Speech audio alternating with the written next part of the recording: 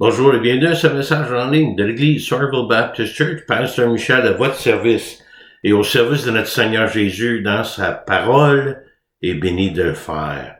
Je vous souhaite la bienvenue si vous êtes nouveau pour écouter ce message ou si vous êtes quelqu'un qui écoute fidèlement depuis un petit bout. Je vous remercie puis je suis content d'être avec vous. Et on va demander au Seigneur de bénir notre temps ensemble dans la prière. Mais juste avant, j'aimerais vous citer ceci. Si vous n'êtes pas prêt à affronter l'opposition pour votre obéissance à Dieu, vous n'êtes pas prêt à être utilisé par Dieu. Craig Groeschel. Voulez-vous me rejoindre dans la prière, s'il vous plaît? Merci, Seigneur, pour ta parole encore une fois. On te remercie, Dieu le Père, pour ton Fils Jésus-Christ, qui s'est donné lui-même pour nous sauver, pour nous pardonner et pour nous assurer de la vie éternelle et de la présence de Dieu dans notre vie par la présence du Saint-Esprit qui vit en nous. Seigneur, je prie que par cet Esprit, que tu puisses nous guider, nous enseigner, nous aider à vivre mieux pour toi, de découvrir ta volonté pour nos vies, pour mieux te glorifier. Merci pour ta parole qui sert d'exemple, d'encouragement aussi. Et Seigneur, on te remercie pour toutes choses, au nom précieux de ton Fils Jésus-Christ. Amen. Aujourd'hui, nous allons voir 1 Thessaloniciens, verset 17 à 13, excusez-moi. Le rôle d'une église locale. L'importance de la communion fraternelle se réfère à une profonde union, un sentiment de communauté entre des individus, dans un contexte spirituel et religieux. Elle implique un partage mutuel de valeurs, de croyances, de fardeaux et même d'expériences de vie. Créer un sentiment de solidarité et d'appartenance. Voici, mon ami, le but et le rôle de l'Église locale. Cela inclut aussi l'application de ce que l'Esprit produit en nous, l'amour, l'humilité et le service sacrificiel pour les autres. La semaine passée, nous avons vu à quel point que Paul est engagé envers le groupe de croyants de Thessalonique. Il leur a parlé de son ministère, de la sincérité et la véritable préoccupation qu'il avait pour eux. Et quelque chose que Paul va continuer à faire tout au long de l'épître, nous démontrant qu'il avait un vrai cœur de berger. Un exemple à suivre. Dans 1 Thessaloniciens 2, 1 à 12, Paul a parlé de sa conduite et son engagement, ayant des motifs purs devant Dieu. Et je veux juste vous rappeler de 3 versets dans chapitre 2, dans ces versets-là, démontrant dans ses propres paroles son attachement aux croyants. Dans le verset 7, « Mais nous avons été pleins de douceur au milieu de vous, de même qu'une nourrice prend un tendre soin de ses enfants. » Au verset 8, il disait ceci, « Nous aurions voulu, dans notre vive affection pour vous, non seulement vous donner l'évangile de Dieu, mais encore nos propres vies, tant que vous étiez devenus chers. » Et finalement, au verset 11, « Vous savez aussi que nous avons été pour chacun de vous ce qu'un père est pour ses enfants. » Vous savez, à travers de cette histoire, ce modèle, nous pouvons constater que l'amour peut faire ce que la haine ne pourrait jamais imaginer accomplir. Nous arrivons ensuite à Paul, qui fait un rappel de leur conversion, versets 13 à 5, chapitre 2, et il leur parle de la réalité de l'opposition. Puis ici, je vais ouvrir une petite parenthèse. Paul connaissait personnellement l'opposition à l'Évangile dans son ministère, mais il l'a aussi connu dans le passé.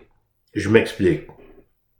Paul connaissait très bien, il avait même expérimenté les tentations et l'opposition de certains. Comment? Par ses propres persécutions contre les croyants en Christ. Il connaissait personnellement les tactiques et la stratégie des ennemis de l'Évangile, ayant été lui-même un ennemi très zélé de l'Évangile. Ceux qui pensaient que ce serait la mission de sa vie pour chasser les croyants, mais que Dieu avait autre projet pour Paul. Le résultat, nous voyons dans la vie de Paul la réalité et la puissance de l'Évangile pour transformer des vies. Face au pouvoir limité de Satan, nous savons que Dieu aura et a toujours le dernier mot. Et Paul, il a écrit dans 1 Timothée, il explique un peu sa reconnaissance. Il était très reconnaissant envers Dieu pour la grâce et sa miséricorde d'abord, et aussi pour le plan que Dieu avait pour lui, le plan qu'il a découvert après sa conversion. Et Paul était absolument convaincu de l'appel spécifique de Dieu sur sa vie. Puis regardez, il parle avec autorité comme apôtre.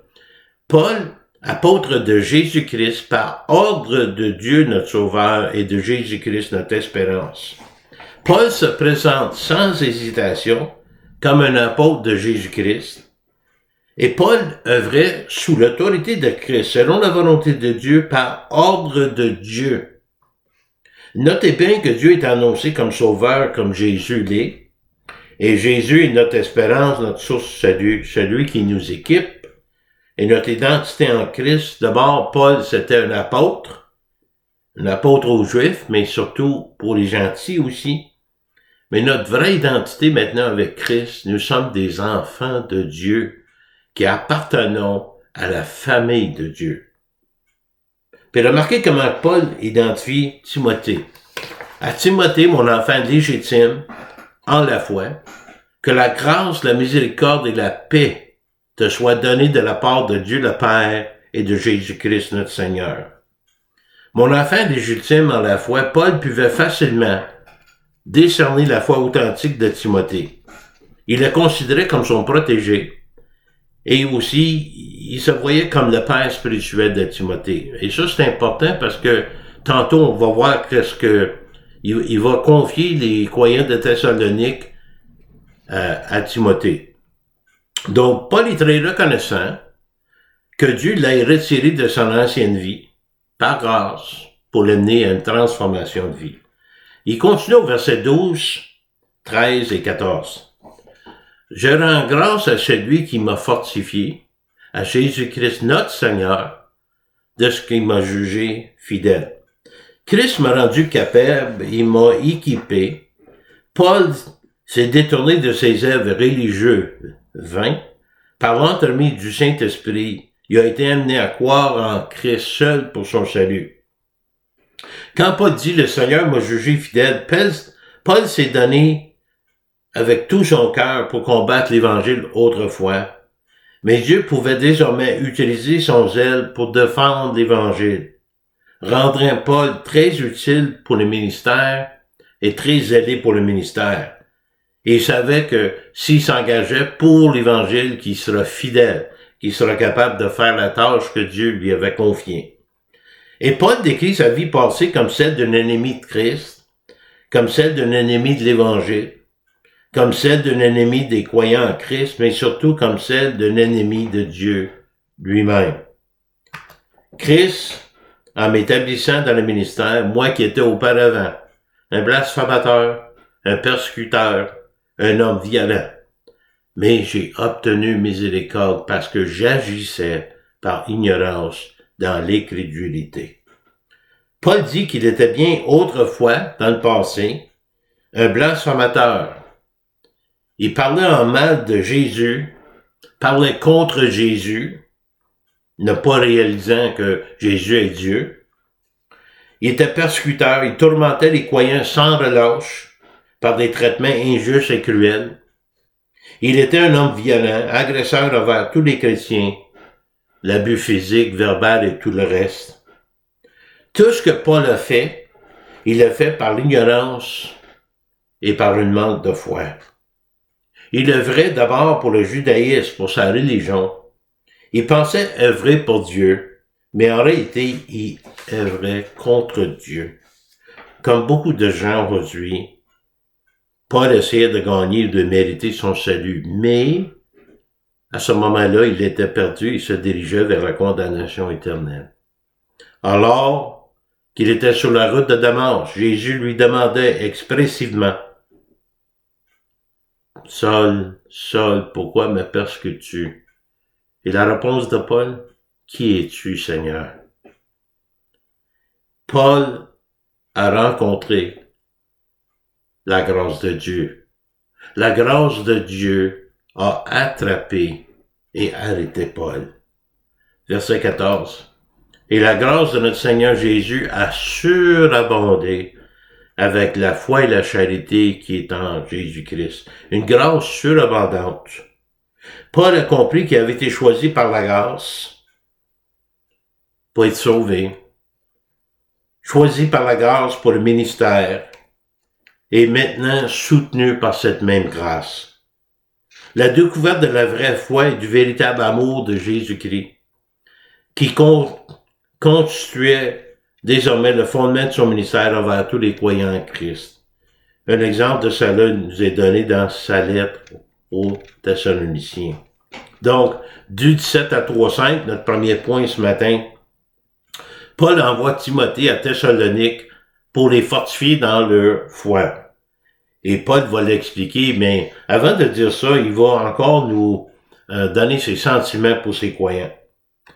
Pour nous, frères, après avoir été quelque temps séparés de vous, de corps mais non de cœur, nous avons eu d'autant plus ardemment le vif désir de vous voir. La séparation était temporaire, mais Paul se sentait comme un père dépourvu de ses enfants, comme des enfants qui lui ont été enlevés. Il était physiquement absent, mais il était très présent de cœur.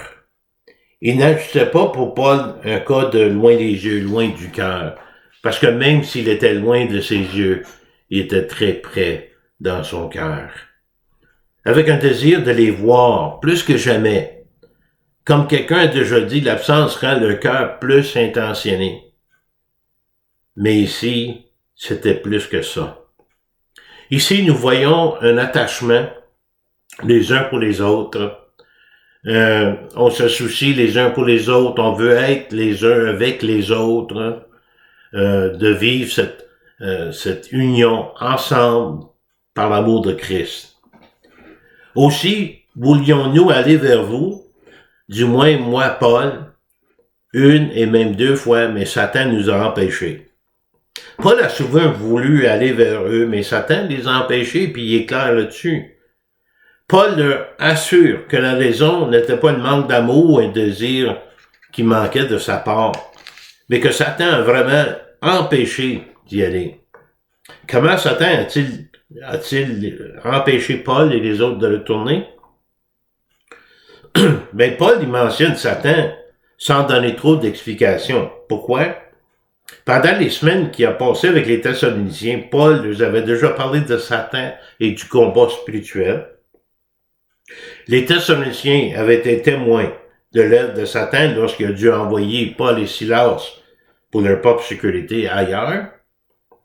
Et Paul a dû faire face à une vive opposition avec des conflits incessants avec ceux qui opposaient à son ministère et un nombre croissant d'épreuves personnelles.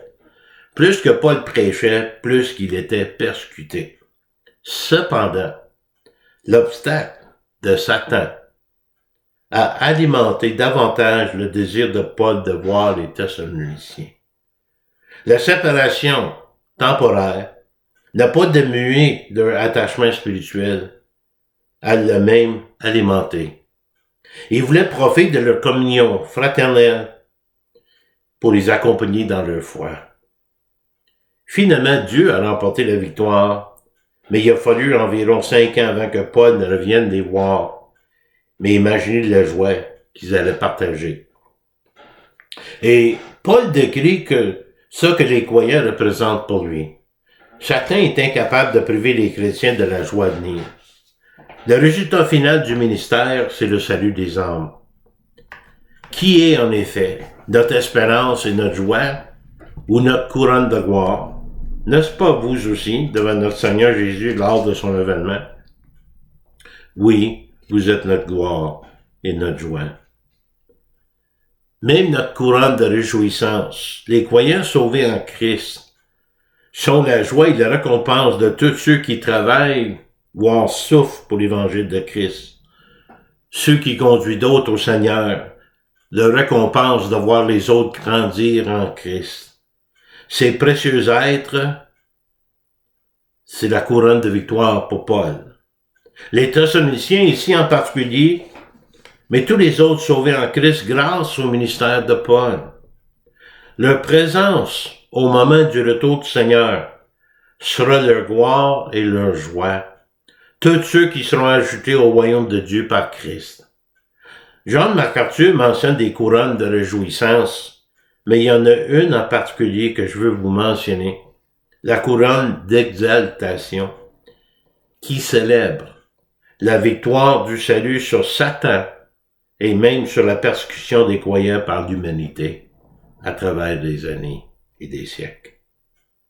Tout homme qui prêche l'Évangile devrait lire attentivement ce chapitre et s'examiner personnellement, chose que je fais comme berger, à qui le troupeau de Dieu est confié. Comme pasteur, tellement on doit prier et demander de la prière pour notre caractère, notre nature, soit comme Paul. Il y a un commentaire qui disait ceci, pour l'amener un petit peu plus loin.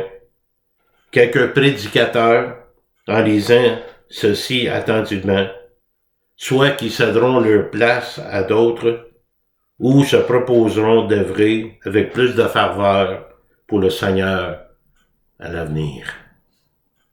Paul était prêt à être laissé seul à Athènes, afin d'envoyer Timothée, non parce qu'il n'avait pas besoin de Timothée, mais c'est pourquoi, impatient, voulant savoir comment vous allez, nous étions et nous décidons à rester seuls à Athènes. Nous envoyons Timothée, notre frère, ministre de Dieu dans l'évangile de Christ, pour vous affermir et vous exhorter au sujet de votre foi. Paul connaissait la capacité et le potentiel de Timothée en tant que jeune pasteur, comme partenaire et co-ouvrier dans l'évangile. Ne pouvant plus pas être capable d'y aller lui-même, Paul envoie son fidèle compagnon et collaborateur, lui confiant les Thessaloniciens, qui lui étaient très chers à Paul. Il les confie à Timothée. Pouvez-vous imaginer à quel point que Timothée a dû être encouragé? Timothée a été envoyé pour les affirmer et les encourager dans leur foi, pour s'assurer qu'il était fondé sur la vérité, pour les encourager à persévérer dans la connaissance de la vérité et de vivre la vérité, malgré leurs propres souffrances et les afflictions auxquelles ils faisaient face, et même des persécutions liées à leur foi. Afin que personne ne fût ébranlé au milieu des tribulations présentes, car vous savez vous-même que nous sommes destinés à cela. Sans une bonne compréhension de la vérité concernant la place de la souffrance dans la vie du croyant, nous risquons fort bien d'être ébranlés dans notre foi si nous ne sommes pas avertis ni préparés pour faire face à cette souffrance, à tous les niveaux, à différents niveaux. Et Paul leur dit clairement que les croyants sont voués à la souffrance. Si vous voulez vivre pour le Seigneur, vous allez souffrir. Et dans la vie dans le cadre de la vie chrétienne normale, on souffre. Paul les avait déjà prévenus sans rien leur cacher. Et lorsque nous étions auprès de vous, nous vous annoncions d'avance que vous serons exposés à des tribulations comme cela est arrivé et comme vous le savez. Ils étaient au courant des souffrances de Paul. Ils avaient maintenant vécu leur propre expérience, leur propre affliction. Donc, leur besoin d'encouragement à ce moment-ci n'était pas seulement approprié et nécessaire, mais à ce stade-ci, c'était crucial. Crucial. Verset 5. Ainsi, dans mon impatience, pas une impatience comme un défaut, mais tellement qu'il voulait savoir plus concernant ses croyants, j'envoyais m'informer de votre foi dans la crainte que le tentateur ne vous eût tenté et que nous usions travaillé en vain. Paul voulait être rassuré quant à leur foi. Il reconnaissait que le tentateur, c'est-à-dire Satan, voulait les exploiter dans cette période de souffrance. Ayant tenté d'entraver leur foi, Satan allait les mettre à l'épreuve au point de les décourager. Si les Thessaloniciens hésitaient dans leur foi, Paul considérait son œuvre parmi eux comme défaillante, tellement qu'il voulait retourner pour s'assurer et envoyer Timothée. Donc Paul envoie Timothée à Thessalonique pour les fortifier dans leur foi. 1 Thessaloniciens 3, 6 à 8, Timothée revient de Thessalonique avec un rapport encourageant. Paul reçoit une parole concernant les Thessaloniciens. Regardez au verset 6, je l'ai divisé en deux. Mais Timothée, récemment arrivé de chez vous, nous a donné de bonnes nouvelles de votre foi et de votre charité. Et il nous a dit que vous aviez toujours de nous un bon souvenir, désirant nous voir comme nous désirons aussi vous voir. C'était réciproque, le désir de se voir. Timothée apporte de bonnes nouvelles concernant leur foi et leur amour. Ils ont grandi spirituellement depuis qu'ils ont rencontré Paul et entendu l'Évangile. Ils ont grandi dans la foi et l'amour. Ces deux mots symbolisent la piété dans la vie du croyant. Quand on grandit dans la foi et l'amour, Dieu est à l'œuvre. Les croyants avaient un souvenir très agréable de Paul et Silas, et cela signifie aussi que les Thessaloniciens n'avaient pas cru aux rumeurs mensongères et malveillantes concernant Paul. Mais le désir de Paul de les revoir était la même chose pour eux. Leur désir mutuel de communion, vive l'Église locale. C'est l'une des raisons pour lesquelles les gens doivent se trouver dans une Église locale, pour grandir dans la foi avec d'autres croyants. Et le lien qui nous unit, c'est le Christ et la présence du Saint-Esprit dans chacun des vies des croyants. Les Thessaloniciens deviennent une source de confort pour Paul, Silas et pour Timothée.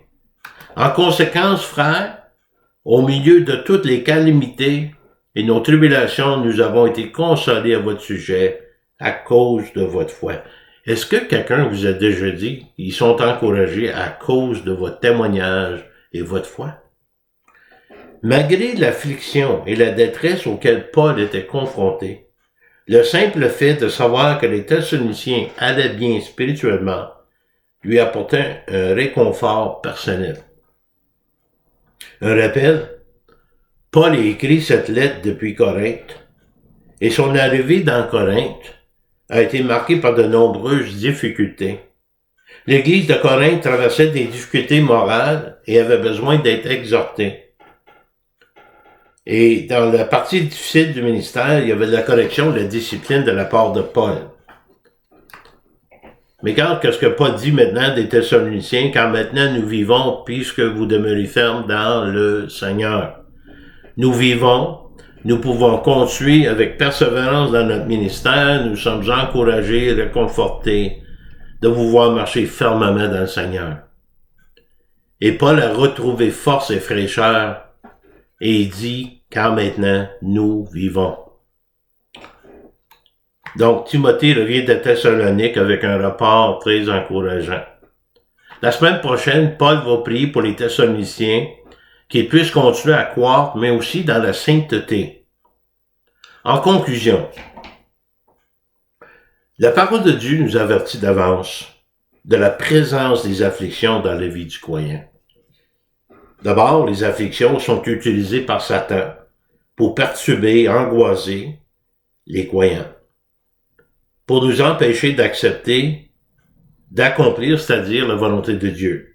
Par contre, numéro 2, les afflictions sont permises par Dieu pour faire le bien dans la vie du croyant, pour produire patience et persévérance. La Bible nous avertit de la réalité des afflictions dans la vie du croyant. Premièrement, vivre une vie pieuse implique la souffrance, l'abandon de soi, être mort au péché et maintenant vivant pour Christ. Deuxièmement, la souffrance se produit parfois sous une forme de tentation pour nous inciter à céder au péché et même abandonner la foi. Troisièmement, la grâce de Dieu suffit à soutenir et à délivrer son peuple, nous rendant plus dépendants de Dieu et nous aide à le glorifier davantage. Mais vous savez, le croyant n'est pas censé d'être laissé à lui-même. Nous sommes appelés à la communion fraternelle, à la prière, à l'encouragement et au soutien des autres croyants. À prier les uns pour les autres, à nous aimer les uns pour les autres. Donc je dis merci à Dieu pour l'Église locale, où nous pouvons nous réunir pour étudier la parole de Dieu, pour louer Dieu, de vivre notre foi avec audace au sein de la famille de Dieu. Vous êtes un enfant, vous avez une famille, et comme témoignage du fait que notre Sauveur est vivant. N'oubliez pas que l'Église locale est la partie visible du corps de Christ. Citation, « Quand Dieu vous a sauvé, il vous a placé dans une famille. » Vous n'êtes pas censé de vivre en ermite. En conclusion, Paul explique clairement certaines afflictions qu'il a vécues à Corinthe. Il se sentait parfois inadéquat pour le ministère, mais il gardait toujours une bonne attitude afin de glorifier le Christ. 1 Corinthiens 2. Pour moi, frères, lorsque je suis allé chez vous, à Corinthe, ce n'était pas avec une supériorité de langage ou de sagesse que je suis allé vous annoncer le témoignage de Dieu. Car je n'ai pas eu la pensée de savoir parmi vous autre chose que Jésus-Christ et Jésus-Christ crucifié. Non par des discours hautains ou une sagesse mondaine, ni par des paroles éloquentes, mais en proclamant le témoignage de Dieu, Jésus-Christ crucifié, Paul a gardé le message de l'Évangile clair et simple pour que tout le monde puisse comprendre. Son état physique nous montre la dépendance de Dieu. Moi-même, j'étais auprès de vous dans un état de faiblesse, de crainte et de grand tremblement. Et ma parole et ma prédication ne reposaient pas sur des discours persuasifs de la sagesse, mais sur une démonstration d'esprit de puissance. Il accrédite tout au Seigneur. Paul a décrit qu'il se sentait physiquement faible, craintif, dans un grand tremblement. On a un petit peu plus de détails dans la Bible d'études de John MacArthur. Il nous explique pourquoi. Lorsque Paul est arrivé à Corinthe, il venait d'être battu et emprisonné à Philippe, chassé de Thessalonique et moqué et traité comme insignifiant à Athènes, en Grèce. La faiblesse de Paul aussi, sa peur, son tremblement, était aussi due à son état émotionnel et spirituel, accablé par la conscience avec l'importance de son message pour que ce message soit prêché clairement aux auditeurs, reposant sur l'esprit et de la puissance de Dieu. Il termine. Afin que votre foi fût fondée non sur la sagesse des hommes, et non sur Paul, mais sur la puissance de Dieu. Paul a attribué la puissance et la gloire à Dieu. Son ministère était une démonstration de l'esprit et la puissance de Dieu. Voulez-vous me joindre dans la prière, s'il vous plaît? Merci, Seigneur Jésus, pour la vie de Paul. Plus qu'on lit concernant Paul, plus qu'on voit qu'il avait son cœur sur la main. Un berger, Seigneur, celui qui veillait sur les âmes que tu lui as confiées, qui a souffert pour le ministère, mais qui sera glorifié davantage. Seigneur, je te prie pour tous ceux qui sont à l'écoute, qu'à travers ce message, ceux qui connaissent pas Jésus-Christ comme sauveur personnel et Seigneur de leur vie au niveau personnel, que la puissance, la conviction du Saint-Esprit vienne sur eux pour les convaincre du plus grand besoin spirituel de l'homme aujourd'hui. C'est d'avoir Christ dans sa vie. Seigneur, je te remercie pour le témoignage de Paul et l'histoire de l'Église locale, comment que c'est important. Seigneur, je prie pour ceux qui ont peut-être quitté l'Église locale, qui n'ont pas d'Église. On n'est pas censé de vivre la foi tout seul. On a besoin des uns des autres, plus qu'on voit le jour approcher de ton retour. Fait que Seigneur Jésus, je te prie pour chacun de les bénir, de les garder. Au nom précieux de Jésus, ton Fils. Amen. Vous pouvez me contacter ici à l'église Sorreville Baptist Church, 819-889-2819. Mon courriel, mihoule, @ ou a-commercial-netrevision.com. Vous avez des commentaires, des questions, des réponses, même des critiques. Ça me fera plaisir de jaser avec vous. En attendant que Dieu vous garde, qu'il vous bénisse, merci de votre fidélité d'écoute. Approchez-vous le plus possible de Christ et demeurez dans sa parole. C'est là qu'on trouve la vie.